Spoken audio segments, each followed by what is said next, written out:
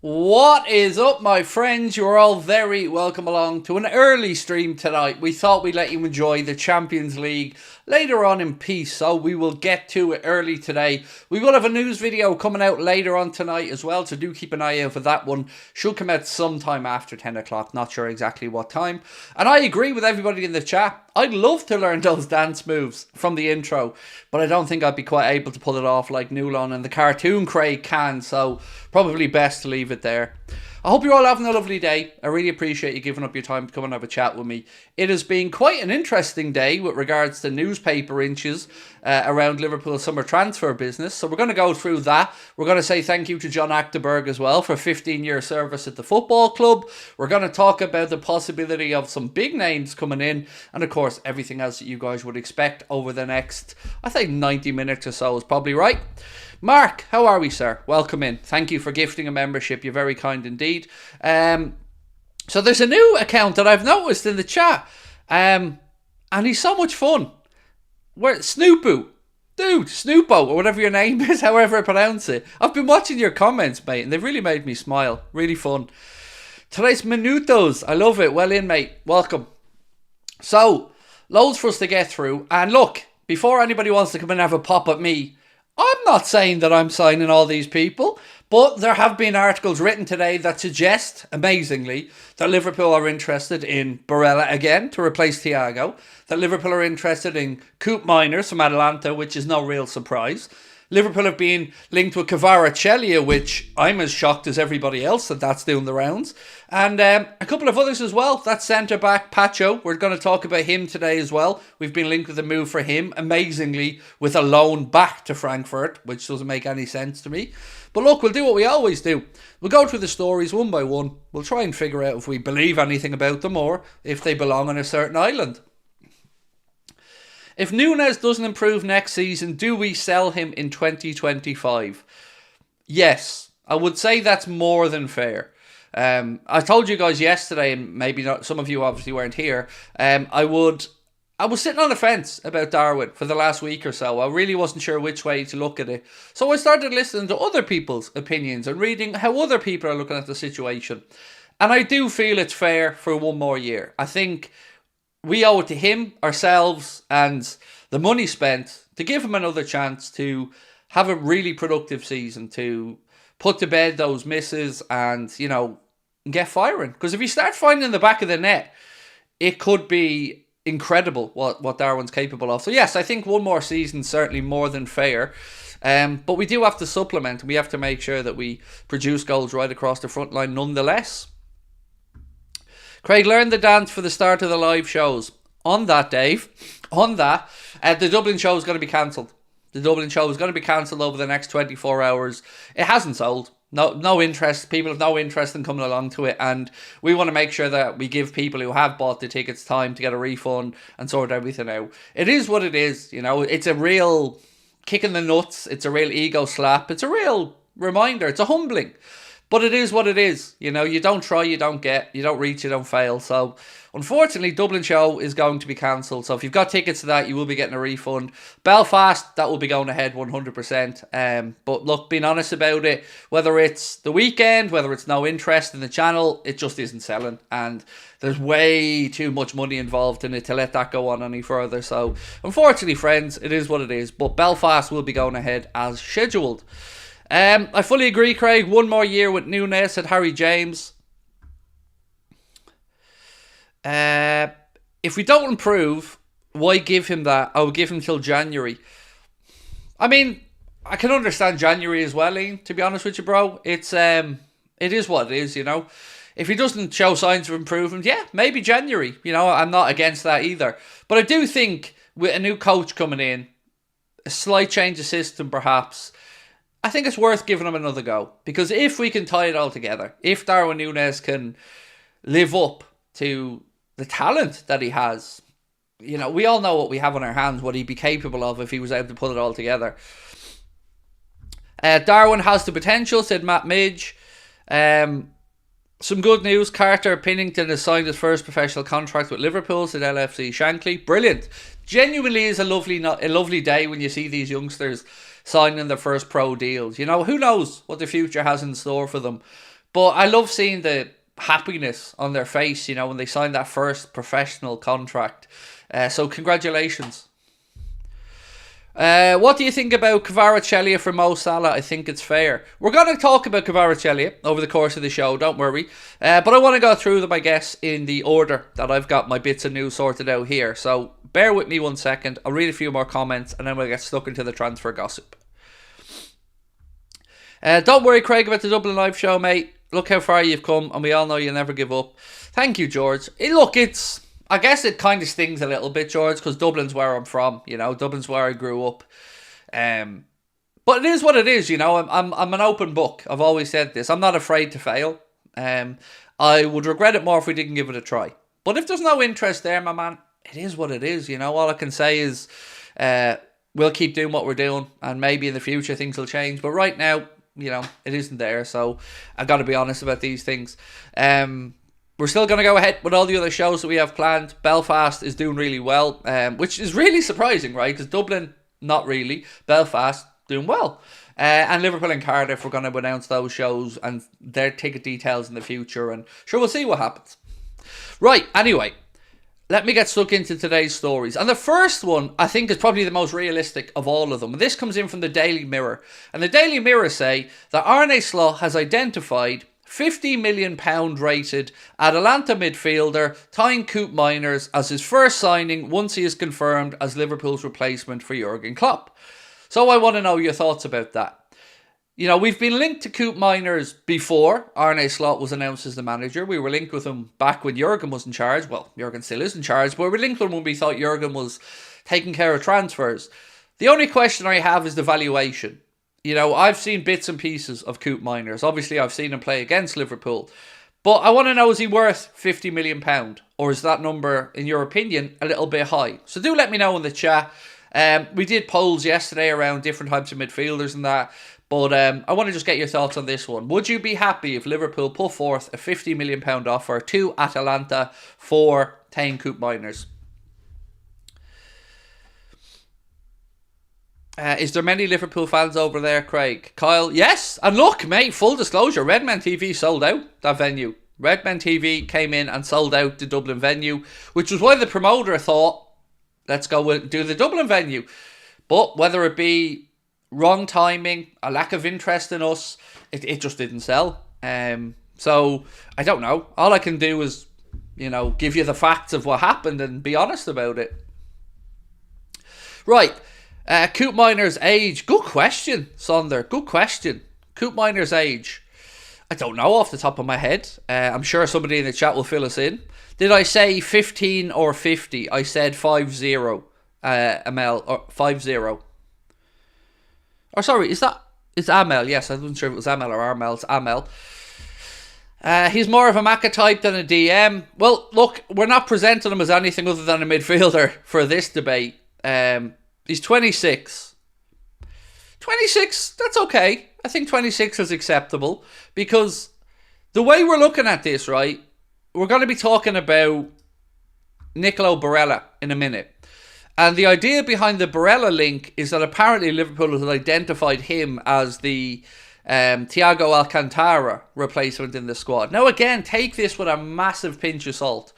But Koopmeiners I can understand, but what I don't want us to get drawn into is just bringing in too many Dutch players. I don't want that to happen. I don't want us to get lazy and just start bringing in Dutch players because we've got a Dutch coach. But the only reason I'm really bringing up Koopmeiners is because that link was there long before we knew Arne Slot was going to be the coach. So put a poll, no problem. Let's throw a poll up then. You just want me to spell Koopmeiners, don't you? 1 sec. How many N's is in that?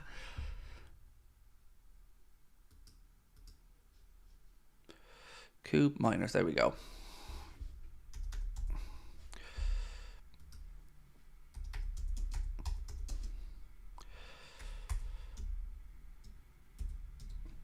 Right, Koopmeiners for 50 million. Yay or nay? We'll leave that running for a couple of minutes while we continue on and then we'll come back to it. For me, look, I can understand if they look at Koopmeiners. I don't know all that much about his value. I don't know if he's worth 50 million or not, but I guess for us as fans, sometimes I wonder, do we get too caught up in the valuations? You know, for us, the question should really be, does X or Y player improve Liverpool's squad? And I would say adding Koopmeiners in would. After that, I guess the valuations are down to the clubs and Michael Edwards. And Richard Hughes, of course. Similar to how they filled Wolves with Portuguese players.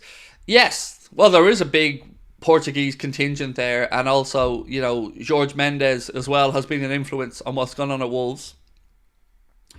What position is he? Midfielder. Think of him as a number 8.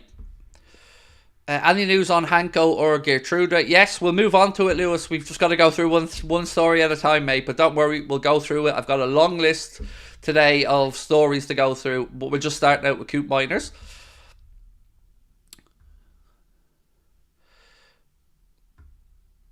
I want to wait till someone signs on the dotted line before I make assumptions. Well, nobody's asked you to make assumptions, mate. We're asking you for an opinion. You know, we don't know whether somebody's signing or not. But, you know, I get where you're coming from, but you know the point of this is we're just working off links at the minute, and we're just talking about where they could fit into the team. Are they worth the money? Do we believe the story? You know, so I'll never get Liverpool fans or any club's fans who go, I just want the news. I just want the actual matter of fact stuff. You'd have no fan channels because all you'd have is just factual news reporting that takes 2 minutes to do. Liverpool today signed Teun Koopmeiners for X amount. That'd be the end of your video. It wouldn't be much fun, would it? Do we really need more midfielders? I would say we need one. I would say we need one deeper lying midfielder. Who that is, I don't know. But I would say we need one. Yeah, I think we need to improve on Endo. Being blunt about this, I think there is space there for a deeper lying midfielder. Not saying Koopmeiners is the right type of midfielder for what we need, but I'm just going through the stories in the paper today and presenting them to you guys one at a time. This one looks really close though. You guys are really torn on this one. So far it's 51-49, so I'll leave that up for a couple more minutes while I suppose I should talk about John Achterberg while that poll's running in the background. I'm sure you guys are aware of this, but Liverpool's goalkeeping coach John Achterberg has today announced that he will be departing at the end of the season with the other coaches. And 15 years worth of service. He's been, through many different managers at the club. He's had some ups and downs during the Mignolet era. He came in for quite a bit of flack. But then again, he's massively helped out with the likes of Alisson, Kvicha Kvaratskhelia, and the younger keepers coming through. Barella obviously joined the ranks as well of the Liverpool coaching staff. But yeah, for John Achterberg, 15-year service to the club. Massive thank you, John. As it's always been ups and downs. Sometimes he's the villain, sometimes he's the hero. But he has been a very loyal, very great servant to Liverpool Football Club. So thank you, John Achterberg, for 15 years of service and for bringing us in and identifying Alisson Becker, because it was John Achterberg who was the one pushing for Liverpool to sign him. And I think we can all agree that we have got the best goalkeeper in the world. And we've got a great number 2 as well in Kvicha Kvaratskhelia. So yeah, massive thank you to John Achterberg for his 15 years of service to the club. What do you think of the Amorim links to Chelsea? I think it makes far more sense than the links to us if you look at it stylistically. Like Ruben Amorim's, I'm not going to sit here and say he isn't a good coach. I would have happily had him at Liverpool. But if you look at the way Chelsea line up and play, it's probably a better stylistic fit for Ruben Amorim to go in there than it was for him to come into Liverpool, where if we were to play with his system, we'd have to change things up at the club quite a bit to go to that back three. So, one to keep an eye on, but I don't know how serious that would be for Chelsea to get rid of Pochettino and bring in him. But it does look like he's going to move somewhere this summer. West Ham have already made an approach, which it looks like Amorim has rebuffed. Whether Pochettino gets the boo from Chelsea or not, I'm not sure. No Koopmeiners, make Bobby Clark a regular. Actually, thank you on that, Faraz Khan. It's interesting you bring that up because unfortunately, Bobby Clark put out a post today to say, unfortunately my season has come to an end early due to injury. Time to focus on getting back fit for the new season. So again, Bobby Clark's had a great campaign, and like yourself, mate, Faraz, I've got no doubt about him. I think he's a great young midfielder, and I totally understand where you're coming from. So I just wish Bobby Clark a speedy recovery, and we hope we do have him back for pre-season, because he looks like a proper young player. So yeah, well in Bobby for the season, and unfortunately it has been curtailed due to that injury. So unfortunate one there for Bobby Clark. Any word on Mats Wiefer, quality DM? Not today in my stories anyway. And I don't know all that much about him, if I'm being honest with you. So, let's have a look at this. It's still close, by the way. So, Koopmeiners for 50 million. I'll end the post because we need to move on to the next story. But 52% of you guys said yes, you would sign Teun Koopmeiners for £50 million. 48% said no. I know that says 47, but YouTube always robs 1% from these polls for some reason. So that is the first story. Now, the next one that I got to bring to you is one that I have to say I'm dubious of, to say the least. So the story is that Arne Slot, who the Feyenoord boss, who's going to succeed Jurgen Klopp at the end of the season, is expected to line up in a 4-2-3-1 system, different to the 4-3-3 that we currently use. According to Fichajes, who we know have, they have a, I was going to say Department of Foreign Affairs, but no, they have an embassy on our bullshit island. But they say that one player Liverpool are looking at to slot into that midfield is Inter Milan's Nicolo Barella. They go on to say that Liverpool think of him as a replacement for Thiago, and that he's valued at about £70 million by the Italian side. Now, I don't think I really... Do I need to ask you guys if you take Nicolo Barella at Liverpool or not? I don't know if it's a silly question or if somebody's going to say to me, Craig, he's 27, I think it's a little bit too old. What I will say to you is, would I replace Thiago in the squad with Barella and be happy with it? Yes, sir. Very much so. And if you think about it from this perspective alone, the amortization of the cost, you're freeing up a lot of wages in Thiago. Thiago's wages are about 10 million quid a year. So with Thiago moving on, there is going to be scope in the squad for a senior midfielder with experience that can fulfill a certain role. And we've often spoke about Joshua Kimmich a little bit. I think Barella would be extremely good. Now, I have massive reservations of whether I think this is true or not. But from the point of view of would I take him at Liverpool? 100% yes. I would more than welcome Barella into that Liverpool midfield. Can I see a Liverpool midfield with Barella and Trent in the two? Yes. Yes, I can. Yeah, I'd be over the moon with that one. But I have to say, it coming from Fichajes, I am dubious to say the least about it. But let's see what some of you guys feel. Easy yes, said James Lawler. Please come to Liverpool, said Ash Byrne, for 70 million. Barella will stay and end his career at Inter, said Brian. What else have we got in the chat? Massive summer signings. Rubbish. Fair enough, Andrew. I hope you enjoyed your little rant there. See you, mate. I'm not putting up with it anymore. You want to neg, fuck off elsewhere and do it, mate. I'm not putting up with it. So, piss off and troll somebody else, Andrew. I'm here to have fun with people who actually want to interact with us. You're obviously somebody who's just a moany git, so bye. Nope, too late for Barella now, said Malik. I don't think it is, Malik. It depends what role you're looking for him to fulfill, mate. For me, if we are looking to bring in a Thiago Alcantara replacement, a senior pro, which, let's be honest, we could do with, I'm okay with it. But I'm dubious of it at the same time, but I wouldn't say no. What's your take on Van Dijk's future? Happy to go on to that in a few minutes, my friend. Happy to go and have that conversation in a couple of minutes. Italians have not done very well for us. Oh yeah, that's a fair shout. You know, it is a fair shout. Our midfield needs some height, said Tav. Yes, I can see where you're coming from, mate. And we talked last night a little bit about Kefren Thuram. And, you know, he would certainly bring a little bit of physicality, height, and I guess youthfulness as well in there.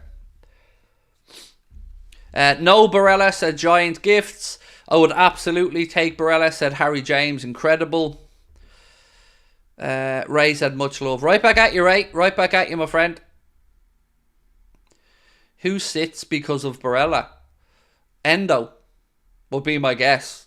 Or where we would have used Thiago.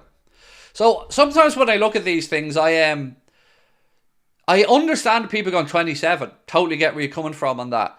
But I think sometimes I look at what we're looking to replace in the squad. So we've got lots of young midfielders. Lots of options there between, say, Jones, Elliott, Szoboszlai, Bajcetic. We've got a good crop of Bobby Clark, of young midfielders. So losing Thiago Alcantara and Joel Matip, we need some senior heads. We need people with experience. And that's why I'm not against the likes of a 27-year-old midfielder for the right move to fill the right role. And that's why I think I wouldn't be against it. But again, how likely is it? I don't know.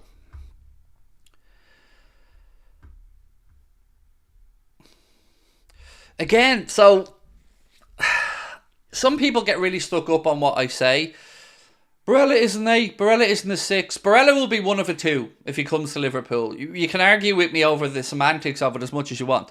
But if he comes in, he's going to sit in the base of that midfield as part of a double pivot. Whether he's a double pivot with another DM, whether he's a double pivot with Trent Alexander-Arnold, whether he's a double pivot with McAllister, it doesn't really matter for the sake of this conversation. I wouldn't worry about where somebody necessarily plays now and look at them and think he is X, Y, or Z. He is going to be part of a central midfield, so he can play in it too. Don't get caught up in the semantics of it. It doesn't really make any difference for the point of this conversation. Thiago Alcantara, well, what is he? What would you class Thiago as? Is he an 8? Is he a 6? He can do both. I don't think he's good enough at winning the ball back to be a real DM, but he's good enough at using the ball. So in the system that we're changing, I think a double pivot, it gives us the option of mixing it up a little bit. Craig, if you have Barella, which of Gravenberch and Szoboszlai would you like to sit?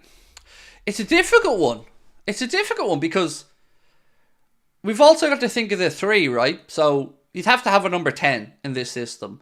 So if you have 2 midfielders, be it a Gravenberch, a Barella, a Trent, a Bajcetic, an Endo, you then look ahead and you think, right, where do I utilise the likes of Szoboszlai? You'd probably be much more suited to a number 10 role. I wonder, though, this is something you guys have said, do you think there's a chance that under Arne Slot, the likes of Dominik Szoboszlai could be used on the right side of that 3 to join up as the second number 10? Because remember yesterday we were speaking about Arne Slot's system, that the right winger, Salah in this case, often tucks inside in certain attacking patterns to become a second number 10. That's a role that, of course, we could probably see Dominik Szoboszlai utilising in certain circumstances. So, yeah, there's loads of options, and I guess we're all still getting used to how we may line up next season and who may be in what position, and I guess the truth is we're all guessing a little bit at the minute.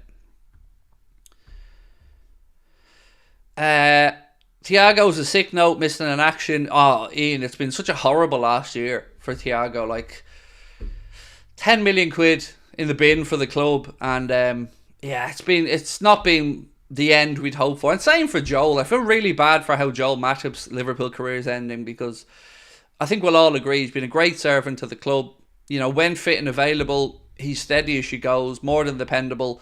And with Thiago, we got glimpses, but we never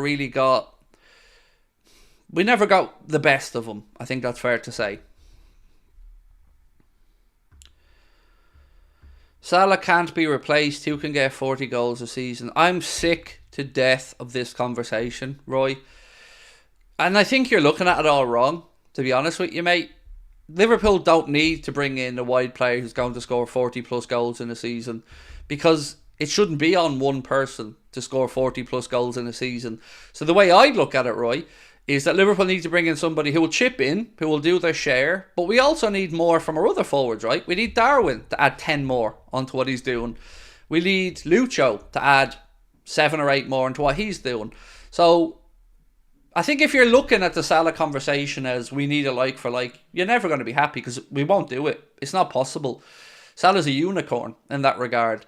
So I think we have to have more realistic expectations of what another right-sided attacker may add to the team. You know, I think we'll all agree, mate, no one's going to do Salah numbers. No one's going to come in and put up 40 goals in a season unless we get very lucky.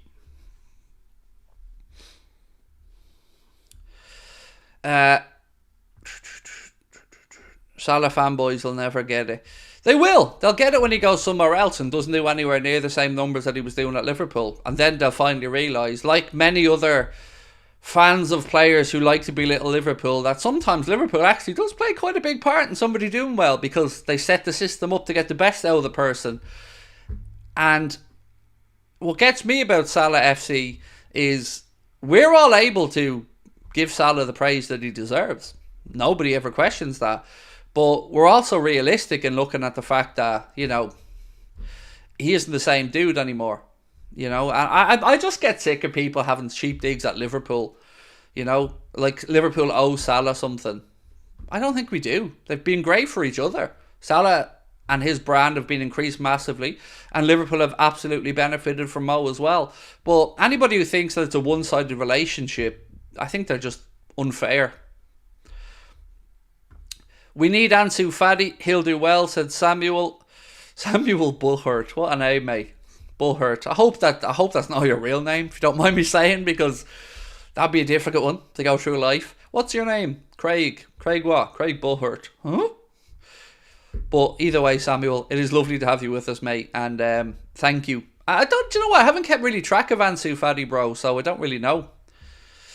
In a 4-2-3-1, could you see Salah as the lone striker? Absolutely. Absolutely, Ashley. I don't know if Arne Slot could see it, but, you know, I've said it for months. I would have no issues giving Mo a try. The problem I think we've had with Mo this season is partly down to himself, but also partly down to the system. I don't think we're getting him into the attacking areas that we want him in. I think he's starting positions too far away from goal, and he's having to play himself in. So yes, I would have no issues with giving Mo a run through the centre.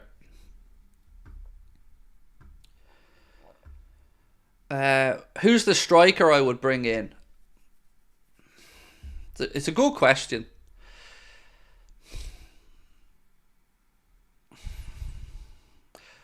In an ideal scenario, I'd like Alexander Isak, because I could see what he could do in our team. I could see how he could fit in. I love his work rate. I'd understand we'd obviously have to pay an absolute premium, but I think he would work for us. Imagine having him and Darwin as options, as an example, with Jota there as well. Now again, I'm not trying to say we're going into Newcastle to buy Alexander Isak. I'm just saying that I think he'd be a good fit.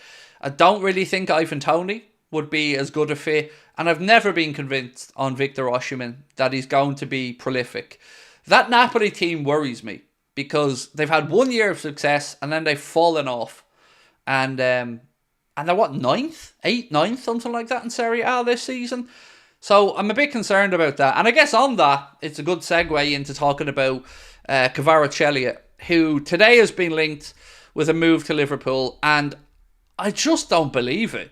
Like, one, I don't believe Liverpool need to bring in another left-sided player unless we're going to shift them across to the right.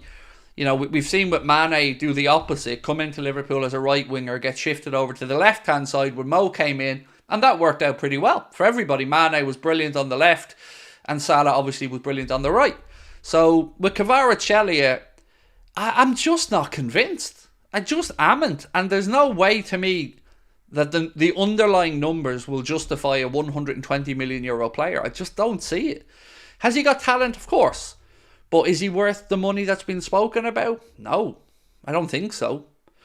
Unless Michael Edwards has something up his sleeve or some underlying numbers that we're not seeing, I think Kvaratskhelia is too up and down for me. And also, I don't like that he's already said once that he's a Madrista. Now there's links from Barcelona. I don't know. It feels like he has one eye on wanting to go to Spain, and at the first opportunity of him getting a chance to go to Spain, I feel like he'd probably look to make that happen. So for me, I don't believe it, is the honest answer on Kvaratskhelia. I don't. Nor do I like it. Samuel, thank you, mate, for gifting a membership. You're very kind. Would you take either Bastoni or Tomori as a starting centre-back alongside VVD? Bastoni, yes. Tomori, I have to be honest and say, not watched all that much of him with AC Milan. I'm not a massive fan of Italian football. I find it too tactical at times for it to be a good spectacle. Like, if you had a team that you supported, it'd be a different story. You'd be emotionally invested in the league. But for me, it's never been a league since the 90s that I've paid much attention to. I'm much more likely to be watching La Liga than I would be to watch Serie A. So, not too sure. But Bastoni, look, I can understand where you're coming from. Again, I think it would be pretty big figure. Samuel said, thoughts on Sesko? Also, it's my real name. Oh, now I feel terrible, dude. I'm so sorry, mate. I didn't mean to insult you, and I thought you were on a wind-up. But my apologies, mate. I owe you a sincere apology for that, mate. Jesus, that's awful of me. Fair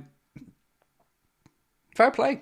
And thank you for the question anyway. On Sesko, I'm always happy to be linked to a player that comes from the Red Bull system, because there's usually a lot about them that I think can translate into how we play.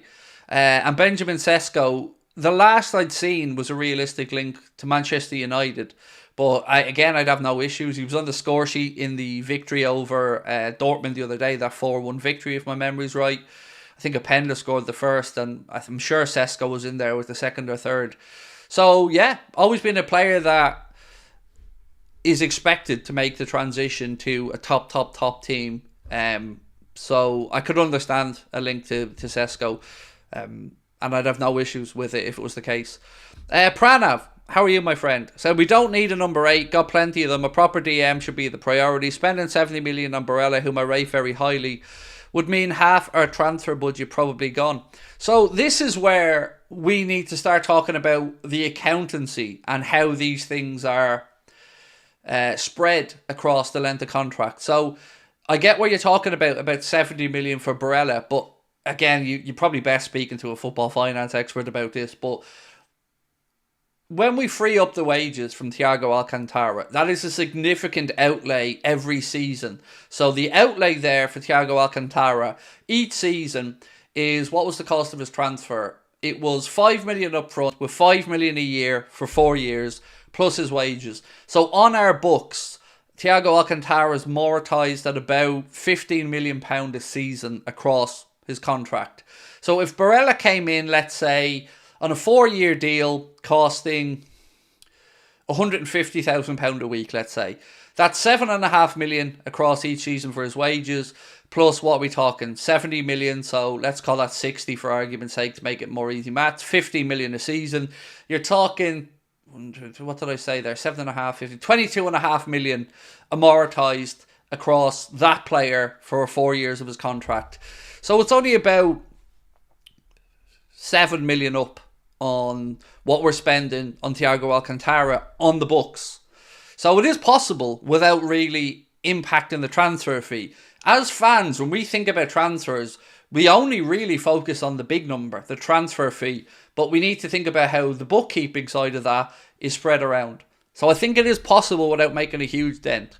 Again, not saying it's necessarily happening, just trying to give a flavour of how it would look and how Liverpool look at their transfers. Do you think Valverde could replace Salah? The likelihood of it? No. As the player, I'd crawl over broken glass to go and get Fede Valverde. If there was any hope of Liverpool signing Fede Valverde, mate, I would be right there, supporting it 100%. I just don't believe that he's likely to leave Real Madrid. Why would he? Let's be honest about it. Madrid are building something really special there.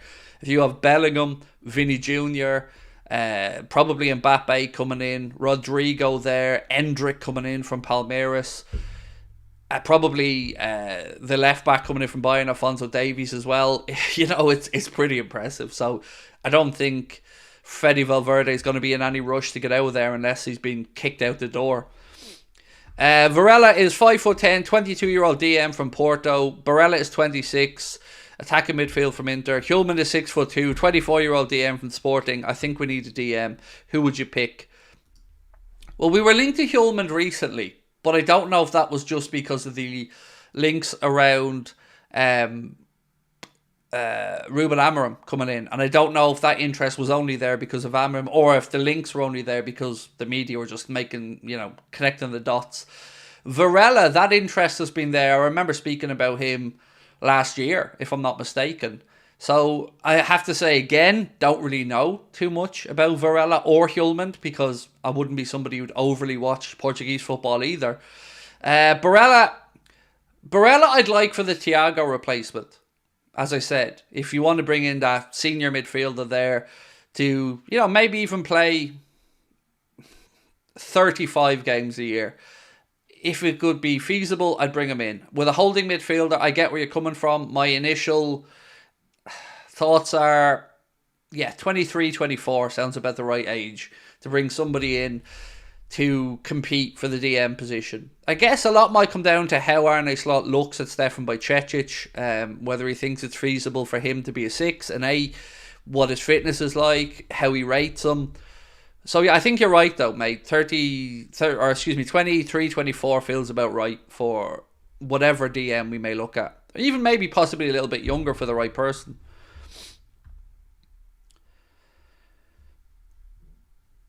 Hasn't Darwin had enough chances? Again, I can understand both sides of it. I'm not going to say to you that you've got no right to be upset about the 18 months we've had. It's fair to be critical. Maybe I'm wrong on this, mate, but the way I look at it, who am I speaking to actually, by the way? I like to address the person I'm speaking to. Where is it? Giant gifts. I get where you're coming from, mate. I do. But my fear would be, let's say we sold Darwin to, I don't know, pick a team. Atletico Madrid, just off the top of my head. And he ends up having a 35-goal season next year and burying goals like he was doing in his last year with Benfica. Oh, God, that'd be tough, man. It'd be tough to take. But I don't know if I'm deluding myself either. I just feel it's worth one more crack at it. Whether it's 6 months, like somebody said earlier, or the whole season, I just feel like it's worth one more crack at it. What's your overview on Klopp and his time in Liverpool as a personality? He's a, how do I say this? I mean, I can't summarise enough what Jurgen has done. So not only has he given us belief again in what we're capable of as a team, he's given us the belief to never give up, to keep going till the end of games. I mean, if I take one thing from Jurgen's time, it was that. Keep plugging away right till the end. Keep going. You never know. Don't leave the stadium early. Don't let your head drop early. Just keep playing till the last minute. But more than that, and I'm going to remove all the football stuff just for a second. As a human being, as a man, as a role model, as an example, as a way to think about the world and speak for what you believe in, I cannot speak highly enough of Jurgen. I'm proud that he has led our club, and I'm sure any Scouser, blue or red, that you speak of will, when they push aside the banter, will speak about a good charactered human being who wears his heart on his sleeve, won't always get it right, but is a damn good man. And it has been truly a pleasure. And I love him. I will always love him. I idolise the man. I've never been lost for words in my damn life until I sat in a room with him and I was tongue-tied. He has an aura, a presence. He's special. He is special. He's a good guy. He's a proper family man. He's realistic. He's a father figure to the players. And he's brought a club and a city together. And he's the epitome of what I would want from a Liverpool manager. Him and Kenny Dalglish. I mean, how lucky are we to have had men like that? You know, I'm not old enough to remember Shankly, Paisley, Fagan. But to see Kenny Dalglish and Rafael Benitez and Jurgen Klopp, good men, good leaders. It's filled the soul as well as, you know, the football and ambition. So I can't speak highly enough of Jurgen. I won't have always agreed with him, but look, I never would with anybody. But I appreciate him. I appreciate what he's done. And yeah, it's going to be an emotional day, that Wolves game. No worries, mate. I love what you do. Thank you. Thank you, Samuel, as well, mate. You're very understanding. Saw a stat that Liverpool win more games when Darwin is on the pitch, but lose more when he's not. He does add a lot more, Aaron, to what we do. That's why I think if you could just add in, 25-30% more return in the final third, there is something special there. And of course, Gerard Houllier as well, Stephen. Yes, Gerard Houllier, another good man who came in and gave everything for the football club. Had the heart procedure, and I remember when he came back for the Roma game. Good men, good leaders, just people that you are proud to have had at the club. And I don't know if every club thinks about things this way, but there's just something about the Liverpool manager.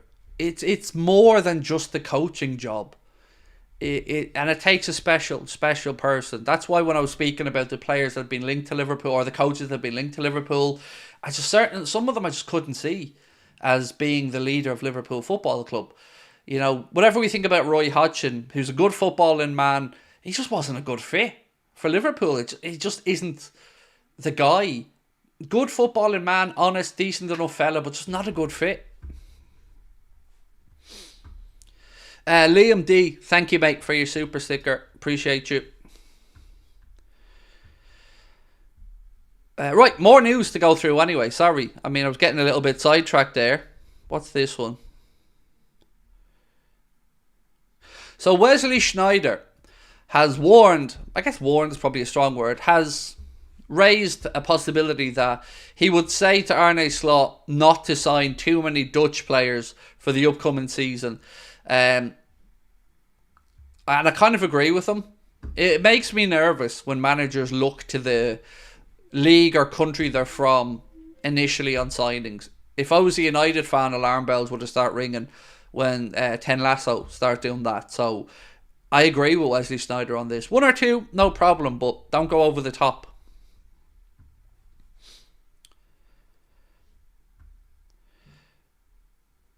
Don't forget about Tyler Morton. I don't think he's going to make it at Liverpool. I don't. I feel like he's got a good, promising career ahead of him, but I know he's done well. He's done well on every loan, to be fair to Tyler Morton.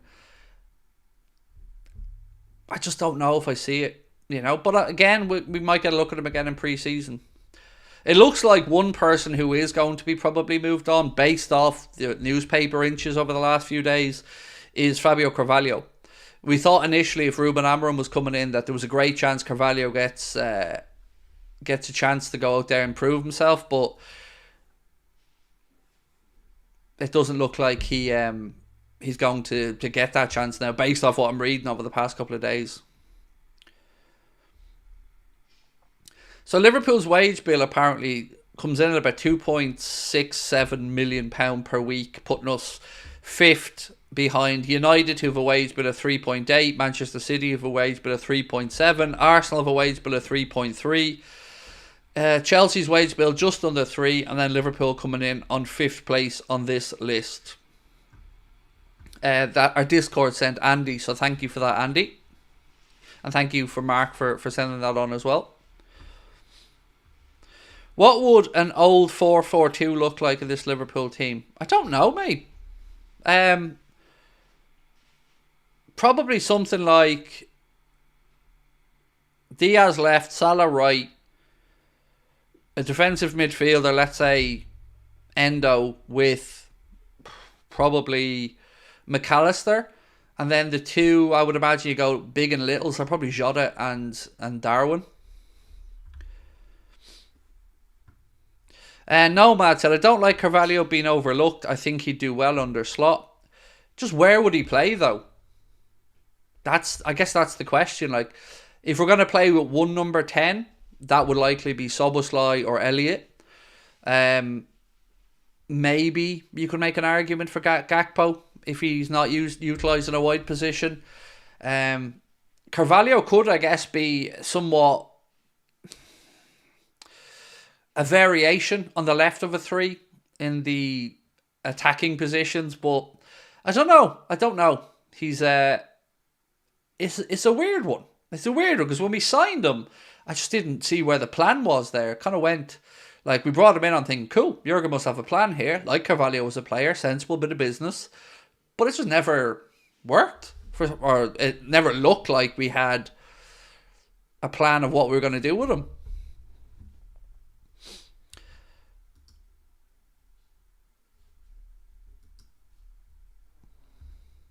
Sorry, I'm just going through my notes here. Right, so it's time to talk about Willian Pacho of Eintracht Frankfurt.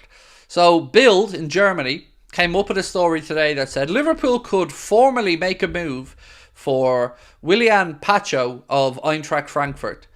This part confuses me though. It says at a fee of 50 to 60 million euro, the aim would be to loan him back to Frankfurt for one more season to continue his development. That makes no sense. We need a centre-back now, this season. And knowing our owners as we do, I find it very difficult to believe they'll pony up 50 or 60 million euro to send a player back to Germany for a year. If you're going to do that type of thing, then you'd want to be talking about a far, far, far lower transfer fee. Like, and I mean 25% of the number being mentioned. So, you know, he's a name that you guys have mentioned quite a bit. I can't see Liverpool doing that. I can't see us spending that much money and shipping a centre-back back out for a year. It seems fanciful to say the least. You know, we need a centre-back now. Reminds me of when we got Keita. Slightly different, but that didn't work out either. So, yeah, I don't know how I feel about that. You know, it's a big fee. If we were talking 15, 20 million euro here, I think, okay, maybe. But not at 50 or 60 million. That's just too big of a chunk there to start loaning a player back out. I'd rather see Dom on the right wing than Elliott.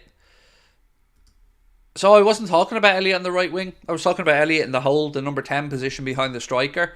I totally get where you're coming from with Dom on the right. Do you know, I'm still a little bit shocked by last night's poll, by the way, guys. You know, we did 3 polls last night for those that weren't with us. Poll number 1 was Virgil van Dijk. Sell, renew on less money, or let his contract run down. And you guys went for renew on less money. Totally understandable. Trent, similar options, except we went renew on more money because of his age, of course, his profile. Sell or let his contract run down. And of course, it was renew on more money.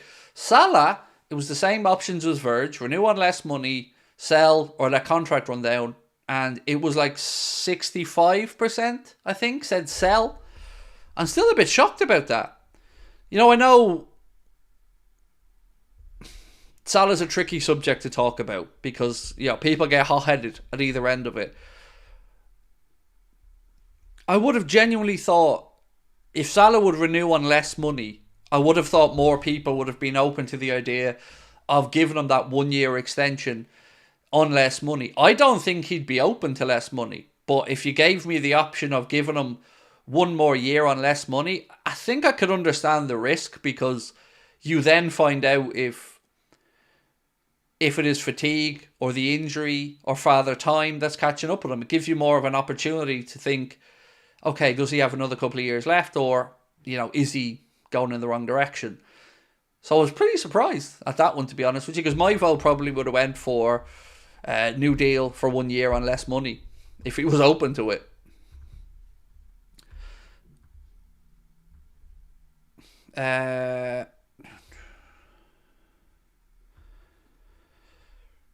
Don't care. Sell Salah. People are not agreed. Need to go with them.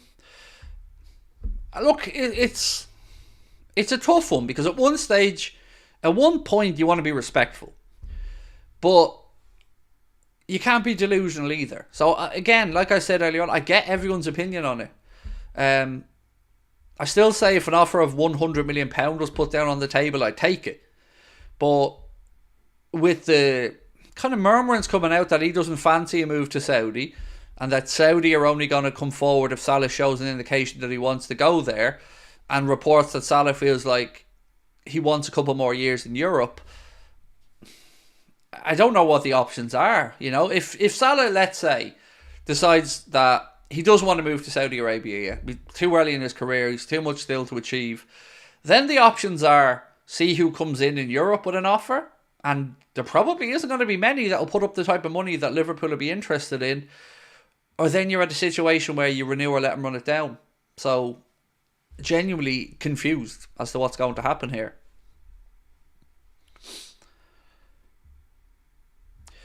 Why do people defend VVD? He's been awful as well. Sort of untrue, Hassan. Poor form recently, but let's go back, let's say before the last international break. And I got to try to be honest here. We had many conversations on the channel where we spoke about players of the season. And Virgil won most of the conversations because of his consistency across the campaign. So yes, our defence hasn't been great. And I think when I speak about Virgil not being a leader, I stand over every single word of that. But I do think he has years left as a top centre-back if he has the right partner beside him. And that, I think, is where the problem comes in. Kanade looks like a shell of himself.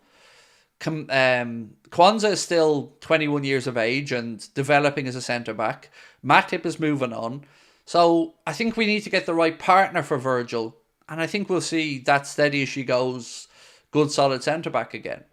So yeah, look, recency bias is a real thing. But we have to be honest and say over the course of the season, we did have many conversations where we all said the Virg has been very good. And statistically, the numbers show that Virg has looked like he's gotten closer back to his old self.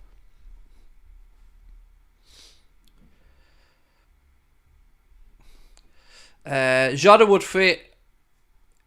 be fit for the whole season. Would you sign anybody else?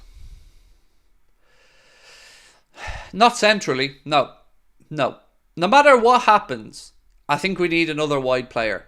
If Mo stays, he needs pressure on him. We need an option.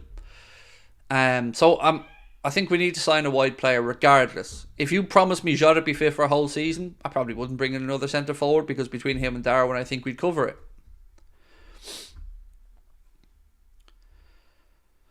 Salah before the AFCON was the best player in the league. We're not going to get another Salah, so I will keep him, said Stargirl. Don't have to say I push back on that a little bit. I don't think Salah was the best player in the league before the AFCON. I think his numbers were good. Goals and assists, absolutely fine. But I still think that his overall play was nowhere near the level previously. So I would push back a little bit on that one. Did you see the Virgil Bayern thing? No, Tobias. I've seen the Virgil Dortmund thing because Hummels is moving on at the end of the campaign probably. So there were links to Virgil to go into Dortmund. And again, I could see Van Dijk in a Dortmund jersey. Couldn't the same be said for Kanade? Also, he's been good until recently. He certainly has been worse recently than before. But again, if you look at the numbers, it was Virgil's numbers that were the outstanding ones. Now look, I like Kanade, absolutely. But two things that concern me is his injury record and how shaky he's looked recently. But I think the thing that may hold Kanade back with Slot coming in, based off what I'm reading, is how Slot likes his centre-backs to be able to pass through a press or carry the ball into midfield. And Kanade's underlying passing stats, apparently, and I haven't looked into them that deeply, are a worrying factor in that regard. But again, he is still a young centre-back as well. Craig, do you believe Salah is washed? Don't like the phrase washed. I believe his best days are behind him. That's as fair as I can be about it. And if it was down to me and an offer came in, I would sell. I would. But if he took less money to stay at the club for another year, I think that I could understand the thought process there as well. So I don't know what you classed as washed, but his best days are definitely behind him in my opinion. Would VVD accept not being captain next season? I don't know. I would sure, like anybody else, it would be a knock to his confidence to some extent. You'd probably wonder why the armband's getting taken off you. I don't know how we'd react to it though. If we want the best possible young centre-back and are willing to pay 80 million, it has to be Diamonde. He is elite. So, again, my limited understanding of Diamonde, doesn't he play on the right-hand side of the back three for Sporting? In my head, I've often thought that yes, Verge needs a partner, but we also need to be able to rotate Verge out. So, look, Diamonde is a great centre-back. 70 million euro release clause, Pranav, if my memory is right. And if we are looking to bring that person in to be a partner to Verge, I can see where you're coming from. 70 million euro fee seems reasonable as well. Yeah, if he's the guy that you want to come in for the next 7 years to be the centre-back partner to whomever's on the other side of the left, Verge for now, somebody else in the future, yeah, I wouldn't have any issue with that at all.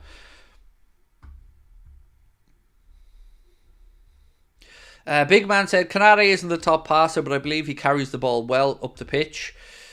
Nobody does a carry forward though like old Joel Matip, old baby giraffe galloping up the pitch. I used to love those little runs of his into the 18-yard box.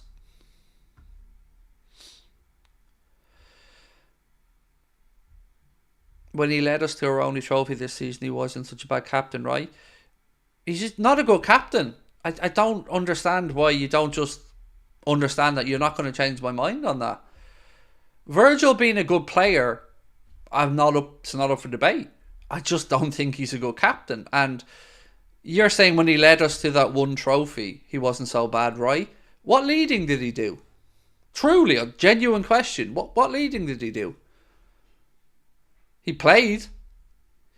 Where was the leadership for the other 3 trophies? So I can say he won us one in your argument, but he shit the bed on 3 others. If we're looking at trophies as the be-all and end-all, I just don't think Verge is a good captain.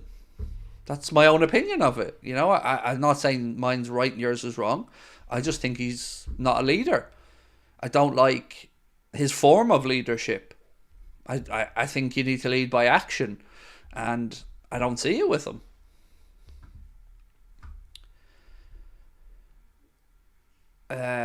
How's Caicedo and Lavia getting on? I still stand over that if Caicedo came to Liverpool, that would have been a very different outcome. He just made the wrong choice. Zinedine Zulfikar said, I think somebody like Maka would make a decent captain. By example, I mean not the shouting type. I like Maka as a captain. I would have liked Robbo as a captain. Alisson I can understand, but I don't like my goalkeeper being a captain personally.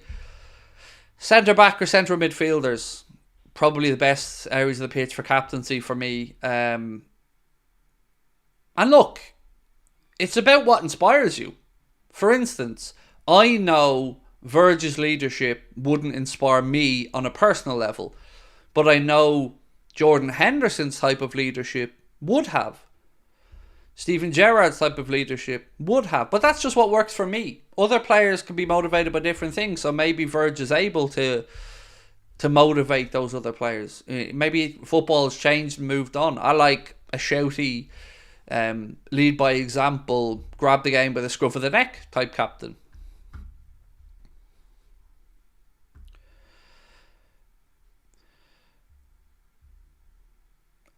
Trent should be cashed in on, not made captain, as he's not starting ahead of Bradley in my team. I don't know where Trent plays next season. Weirdly enough, Arne Slot does often utilise a similar system where a fullback tucks inside. So there could be a case where he carries on with Trent in that role where he tucks inside. I don't know what to expect, but I know we've got it covered between him and Bradley. I'm interested to see what happens with Calvin Ramsey, if he can prove his fitness, if he, can convince the new manager that he's worth keeping around. Yeah, I don't think we'll see real wholesale changes this summer. There might be one person leaving that we're not happy with or that divides opinion, but I think mostly it's going to be fairly steady as she goes. Some players on the fringe moving on. What happens with Kelleher, I don't know. Yeah, and then a few players come in. I'm not expecting a revolution over this summer as much. Unpopular opinion, Robbo is shite when it comes to the final third attacking wise. In Slot's system, the left back stays high and wide, needs to be creative. Don't think Andy is suited to that. ENQUIRIES, please.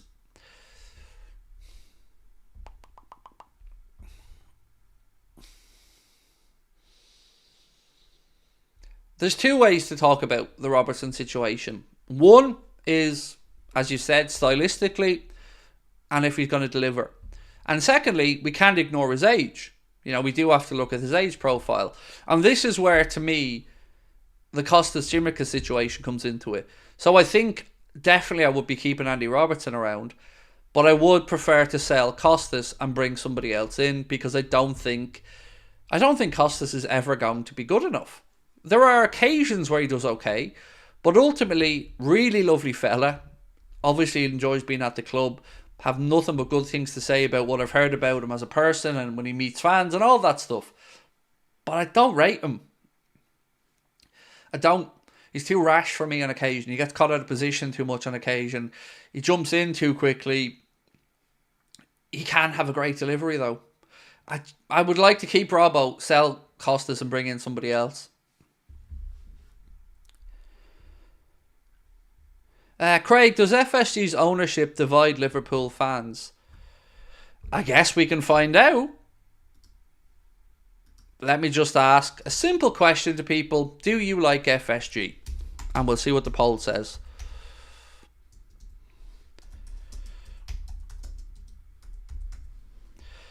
I think the simple answer is yes, it does divide. Whether it's the match-going fans and the non-match-going fans, whether it's the people who look at the business side of things or don't look at the business side of things, I think it's fair to say they divide the fan base. You know, we'll all have our own opinions of which side we're on. But I'm going to ask with a straight poll, just a simple question. Do you like FSG? For me, there are things they've done really well. And I think it's fair and right that we acknowledge those things. You know, the infrastructural projects, I don't think you can knock them on.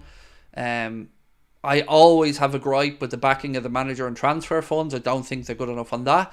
I don't like absent owners, as an example. I don't like the fact that they're barely ever here. I think that they have made good key appointments in executive positions at the football club. I think they've learned some lessons over the years of who they trusted when they first came into football. They've made mistakes, furloughing, trying to copyright Liverpool from a footballing context, the £77 ticket. There's been mistakes. There has. Overall, I think the thing I can never get past, and I know I'm banging on about an old story, I can't get past the Super League. I cannot get past their willingness to sell us all up the river with no consultation, with no thought for our heritage, with no thought for the history of the European Cup and what defines Liverpool, with no thought for sporting merit and how Europeans consume football. That to me was unforgivable. And I didn't believe the apology. I still don't believe it now. And I don't believe they give a shit about the football club. I don't think they actually care. You know, whatever way you want to go with that, fair enough. But, you know, from a business perspective, they make some good business decisions. But I don't... If you were to put me into one camp, in or out, I'd be in the out camp. Not too far into it. Slightly off-centre to the right. I wouldn't be all the way down that end, and I wouldn't be all the... I'd be just into the out camp because of the Super League. Take away the Super League fiasco, and I'd probably be bang smack in the middle. But the Super League thing, I'm never going to forgive that. Never. I can't. The apology was horseshit. It was PR guff. Ask anyone that's ever worked in public relations to talk you through that apology video. And it had everything. It had the hired camera position above John W. Henry to make him look frail. It had the yellow flowers in the background as a calming presence. It was PR 101. And I didn't believe a word that came out of his mouth. Because He wasn't backing down until football decided that we weren't having it. So yeah, for that, I can't ever forgive that.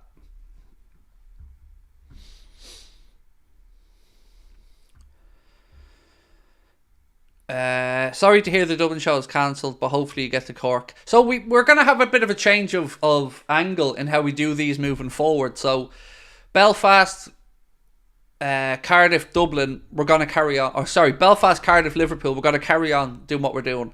But for Cork, Galway, those type of places, we're just going to do meet and greets. We're not even going to... We're going to charge like $5 a ticket just to make sure that people really want to be there and it's not just here, have free tickets. So we're going to do a $5 thing, probably do function rooms, sit down, have a chat, meet and greet and talk football, you know. That's probably what we're going to do in the future. Because the putting on a live show in somewhere like the Academy, it's very, one, expensive, two, a difficult enough process. And I hate cancelling. I hate that we have to cancel the Dublin show. I hate it. You know, not from the ego knock. That's, you know, I'm a big boy. I can deal with that. But I hate saying we're going to do something and then not doing it. So we're trying to learn as we move along on these things. And, you know, Belfast we're going to do. Cardiff and Liverpool are going to do. But after that, I think we're just doing meet and greets. We charge a $5 for a ticket and, you know, just... Because that's the part I enjoy. I'm nervous about getting on a stage. I'm nervous about talking. But I love meeting people. And I love hearing your stories. And I love putting faces to names. And that's what I get the most pleasure from. So I've tried to look at it in that way and think about it like that. Saudi owners would be lovely.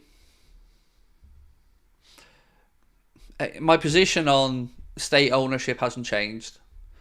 I don't want any states owning football clubs, regardless of what country they are. And I've nothing against Saudi Arabian people. I've nothing against Qatari people. I've nothing against Australian, American people. I just don't want a state owning a football club.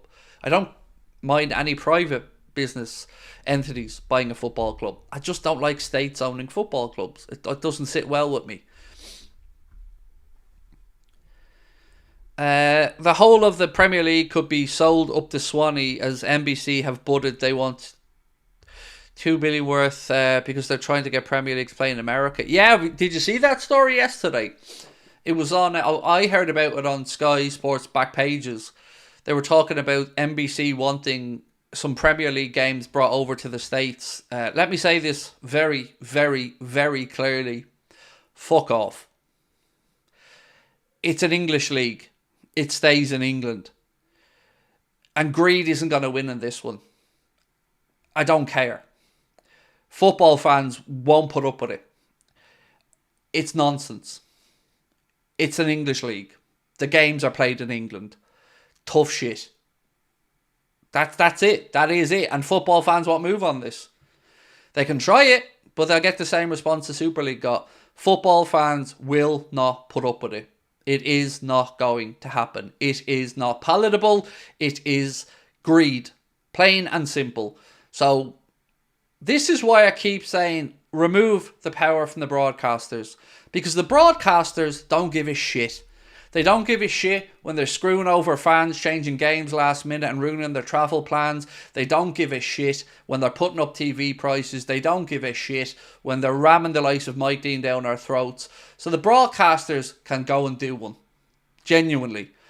The football belongs to the people. Inside the stadiums, the people who tune in to watch, the players, the coaches, and it's an English league. So, nah, not going to happen. It isn't going. This is not my opinion. This is just a fact. It will not happen because it won't be allowed to happen because it's just stupid.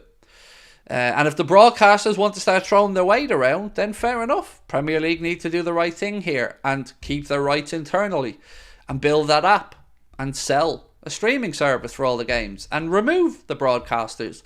Broadcasters need a dose of reality. They have too much sway and power and influence in football, and they need to be reminded who owns football, because it isn't executives, it's the fans. Without the fans, football ain't anything. Remember COVID, when they empty stadiums and the football was soulless, And they talked about respecting fans and treating fans right and, really understanding what's good about the game. Well, again, stop being greedy. Stop trying to just make more money. Let the fans have the game. It is the people's game. You own none of it. It's owned by the fans.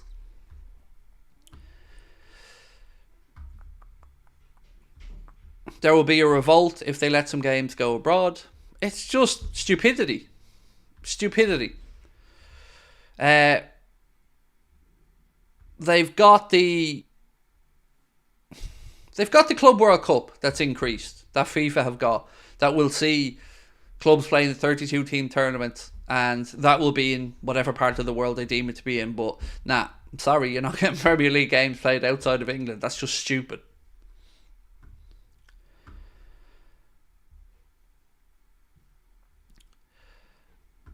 The Premier League protects the Big Six.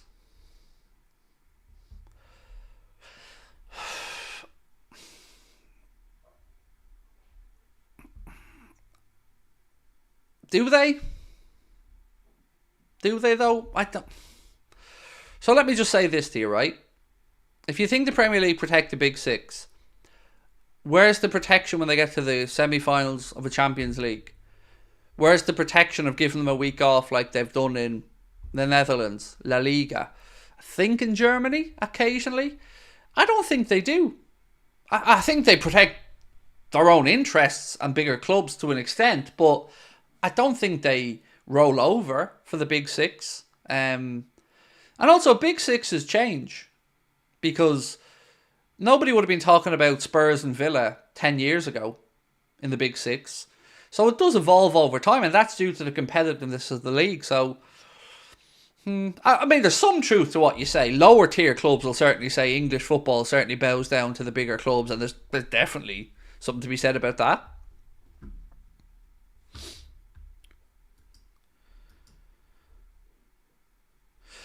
Okay, so Fabrizio Romano has just posted to say Ruben Amorim is waiting for an opportunity to manage in the Premier League. But he had one, and he turned down West Ham. Does anyone think he's going to end up at Chelsea or Man United? Because I could see it on either. Right, so I'm going to leave the FSG poll up for the last 18 minutes of tonight's stream. And we said, do you like FSG? Because somebody brought it up in the chat. I'm not just trying to stir shit against FSG. Can we have a recap on the headlines? Absolutely. My pleasure. 1 second. 1 second, folks. Let me just scroll back up. Right, so this is what we've gone through. And by the way, there will be a news video coming out tonight for those of you who may have missed the stream. We're going to put a video out about 10 o'clock. So we started off with a conversation that said Arne Slot has identified £50 million rated Atalanta midfielder Teun Koopmeiners as his first signing once he is confirmed as Liverpool manager. That was from the Daily Mirror. So that was the first conversation we had today. We spoke about it. And it was close. We did a poll on it, and I think if I remember correct, it was 52% said yes, they think that's a good price and would like him, and 48% said no. Then we moved on to speak about a story coming from Facajes that said Liverpool are looking at Inter Milan's Nicolo Barella as a £70 million option to replace Thiago Alcantara, who will be departing. And we spoke, we spoke about that. We kind of tried to explain why the big number of 70 million, you might think that's too much money to spend, but we spoke about how that could be amortised as about 22.5 million a season, including his wages. So we touched on that a little bit. Some people felt Barella was too old, other people felt he'd be brilliant. Next thing we spoke about was Wesley Sneijder, who gave a bit of a warning to Arne Slot not to sign too many Dutch players when coming into the Premier League. Followed that up with a story about John Achterberg departing after 15 years service to the football club, and we spoke about John for a while. Then we were talking about Kvaratskhelia. There was a story today linking Liverpool with, I think it was from Facajes, maybe I'm wrong, linking Liverpool with a move for Kvaratskhelia, and we talked about him in the chat for a little bit. And I think the general consensus was most people felt like not a good fit and too much money, basically, or were unsure if he's consistently good enough and too much money. Then we spoke about a very strange story which came out of Bild that said Liverpool could move for Willian Pacho of Eintracht Frankfurt. That's not so much the confusing part of the story. The confusing part of the story came when it said at a fee of 50 to 60 million, the aim would be to loan him back to Frankfurt for one more season to continue his development. That's where we all went, huh? 50, 60 million for a player and then loan him back? I can't see that really happening. Being realistic, it's a bit weird when we need a centre-back for now. We gave an update on Bobby Clark, who was unfortunately announced today. He said, unfortunately, my season has come to an end early due to injury. Time to focus getting back fit for the new season. And then we spoke just a little bit about Ruben Amorim. That's kind of where we're at with the stream today. Some hypotheticals about transfers. And there's one more thing that I haven't spoken about yet. And Asim, I love to credit people, when we use their posts or whatever. So Asim, who is at ASIM_LFC, Asim posted to say Feyenoord are first for least passes conceded into the box and second for the least progressive passes conceded in Europe's top 6 major leagues. A great sign that Arne Slot pays a lot of attention to compactness and structure. So that's pretty much where we're at with. We also announced that the Dublin show, due to a lack of interest, is being cancelled. That's pretty much what we've done on today's stream. So let me just go through the chat again. I heard Amorim going to Chelsea, said Matt. Amorim is actually a great coach. What happened?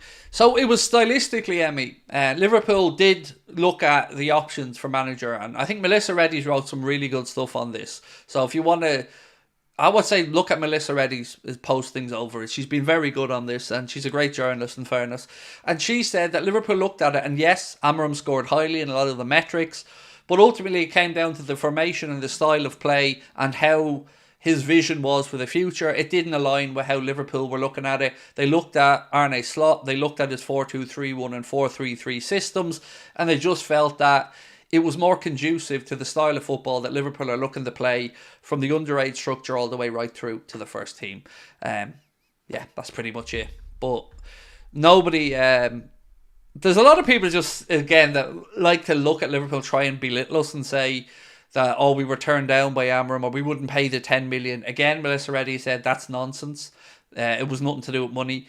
It was just Liverpool genuinely felt Arne Slot was the best fit for what the club want to do. I'm American, Craig. If the NL forced my beloved Chicago Bears to play the biggest rival Green Bay overseas, it would cause chaos here. Those are the 2 biggest games of our season. So I was thinking, Nick, of my American friends when we were talking about the Premier League, because obviously we've seen the NFL go to England, to Germany, I think to Mexico, if I'm not mistaken, and move games around. And I don't know how Americans feel about that. I know that it's worked. Let me say that. I know it's certainly driven up more interest, and I'm a new NFL fan. Over the last 3 years, I've fallen in love with watching the NFL, but I still feel it's right that the NFL games are in America. That's I dream about wanting to go over and see a Raiders game, or going to Lambeau Field to see the Packers, or Arrowhead Stadium to see the Chiefs, or down to Dallas to see the Cowboys. And I personally refuse to go to an NFL game in London because I want to go to America if I'm doing an NFL game. I want to do it properly. I want to do tailgating. I want the real experience. So yeah, I can totally see why you'd be annoyed as well if Packers and the Bears played overseas. Yeah, I could see your annoyance, absolutely.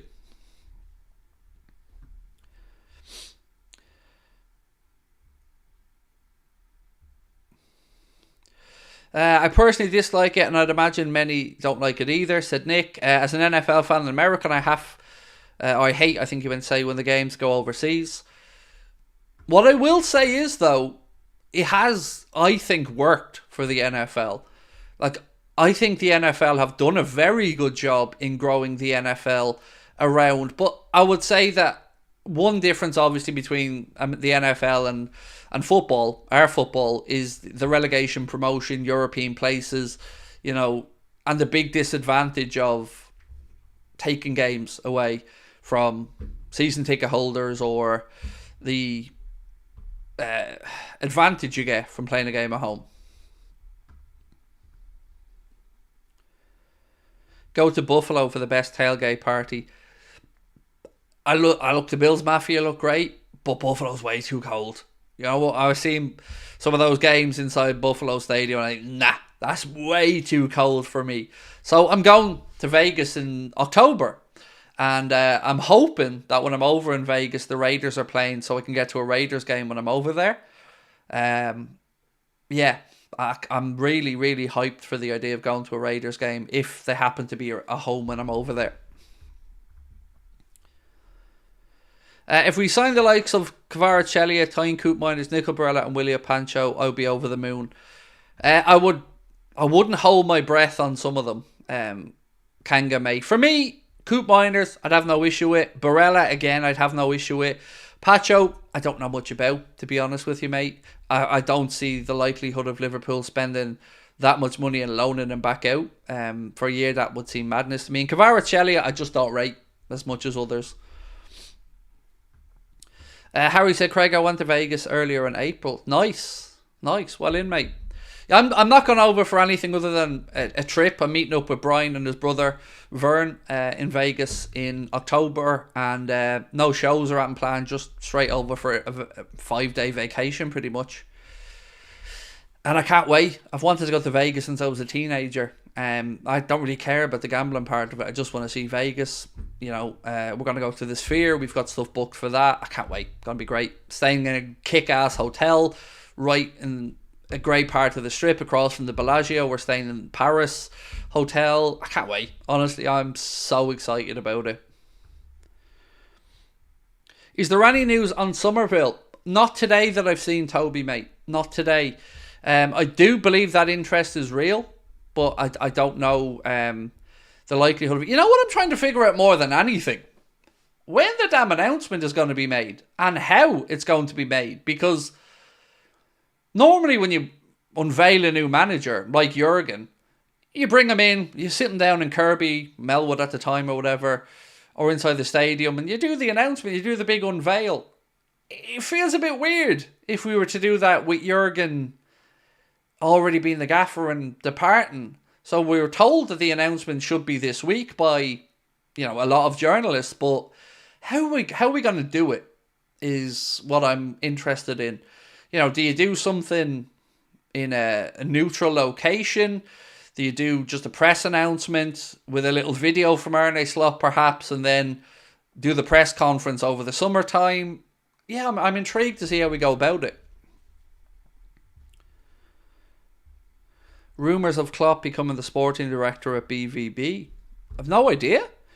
I will say this though, Klopp's, in my opinion, Klopp still has a lot to give to the world of football, and if he finds a role that suits himself and his family and the balance of work-life that he wants, again, you know, any club that's lucky to have Jurgen involved in any way, shape or form is lucky. But what I would say is, if he went in as a sporting director, let's say, and let's say the Dortmund manager had a couple of dodgy games, is the urge going to be to try and, you know, talk him down back onto the sidelines again? Who knows? It's holiday, Craig. Vacation is from across the pond. Well, I was speaking about across the pond, to be fair. So, vacation, holiday, trip, jolly up. Whichever one works. As long as I get to go to Vegas, mate, I'm all good.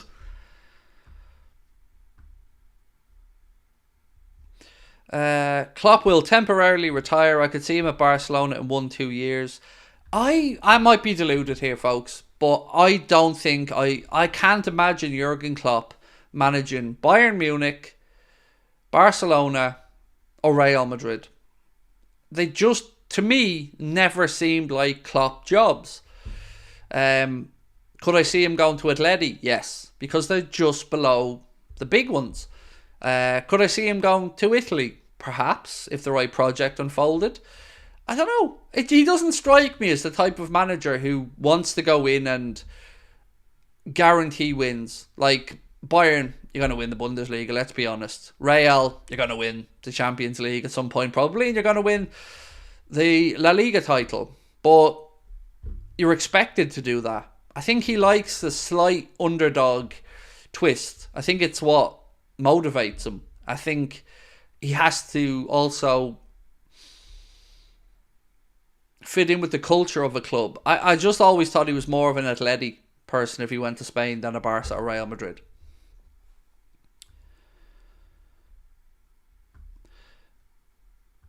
Klopp is going to be the German manager eventually. I feel it'll be a crime if he isn't. You know, let's be honest. If you're the German FA, I know Julian Nagelsmann's in there now and signing an extension and all, but let's be honest, like, if Jurgen Klopp at some point does not manage the German national team, they've missed a trick. You know, I mean, you couldn't ask for a better leader, you know, a more charismatic man. I still can't believe that they're going away from Adidas. That to me seems sacrilege. Germany, the home of Adidas, moving away from Adidas shirts. I am still truly, truly shocked that that's happening.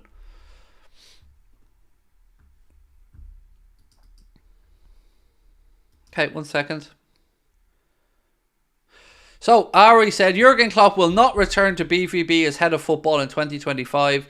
After 9 years at Liverpool, he will take a break this summer.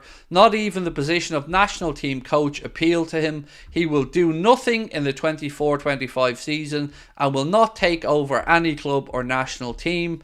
What comes after that is still up in the air. A return to Dortmund will probably only happen as a spectator for the time being.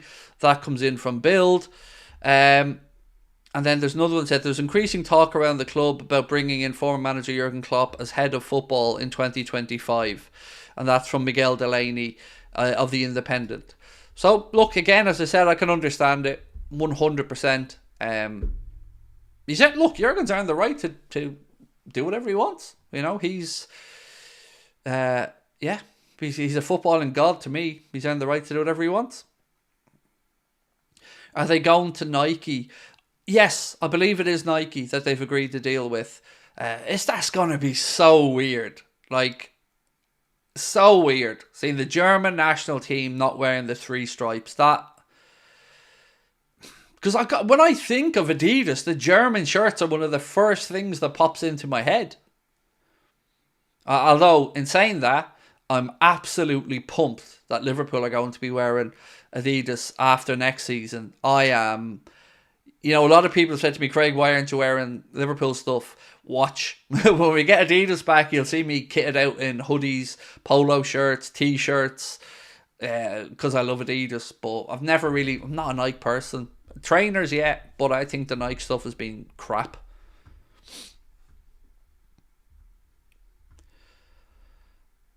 I'm completely in the Salah out camp. He's completely rubbish now, in my opinion, said Daniel. Look, I look at it this way, Daniel. I don't think he's deserving a pay rise, but I think if the club feel that there's an underlying reason for the drop-off since the AFCON, and that they feel that it's an outlier to what's really the situation with Mo. So if Mo agreed a 1-year extension on less money and the club felt they wanted to take that gamble to see how his form was next year, I can totally understand that as well.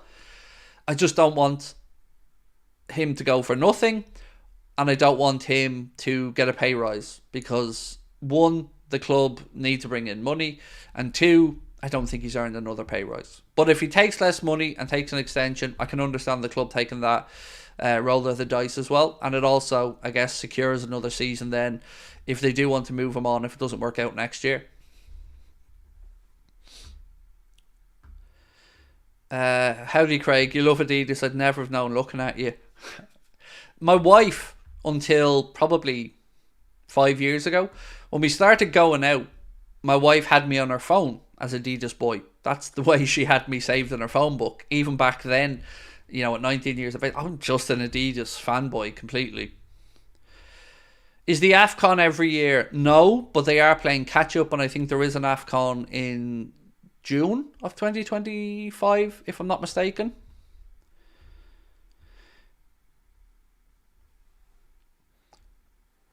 what happened to Liverpool and Nike? I missed this. So there's been lots of conversation this week. Lots of reputable outlets have posted that Liverpool aren't going to renew the deal with Nike, which is one more year to run on it, and that they're going back to Adidas for the 25-26 season onwards. Actually, another thing we spoke about, or haven't spoken about, was Liverpool have agreed an extension to their partnership with AXA, both for the AXA training facility, sponsorship of the training ground, and for the pre-match and training kits as well. Believed to be, I think, in around £20-25 million a season. So Liverpool have agreed that contract extension there with them for, I think, another 5 years, if I'm not mistaken. Should I get a McAllister or Solskjaer kit when the Adidas one comes out? McAllister. Nike's design's too repetitive. Look, I think I still have this here. Hang on. Yeah, look at them. That's supposed to be next year's kits. Now, look at that and tell me Nike give a damn. Apart from the white shirt, if you move that tick the right way around, you could probably make an argument that that's okay. The red shirt is horrendous. Really, really crap. The black shirt with a grey collar and teal cuffs, I don't understand it. And the goalkeeper's jersey, I don't mind. The bottom right-hand corner, I think that's okay. Now, I'm sure they'll all look better in person when the real versions come out. But the colour on that red home shirt, what is it? I don't understand it. It looks terrible. It looks like they had extra material and they just stitched across the top of it on. I don't like it at all. The white one, I don't get why the tick is turned, but other than that, it's alright. So yeah, that's the 4 kits that are believed to be the kits for next season. That's god awful from Nike for me. Like, I know football shirts are a personal preference and you're never going to please everyone, but for me, they're ugly. They are ugly as sin. Freedom said, I like the Minecraft jerseys this year. That grew on me, definitely. That jersey grew on me over the course of the season, and I really like it now. The green and white shirt, I really do. The more the season's gone on, the more that shirt's grown on me, definitely.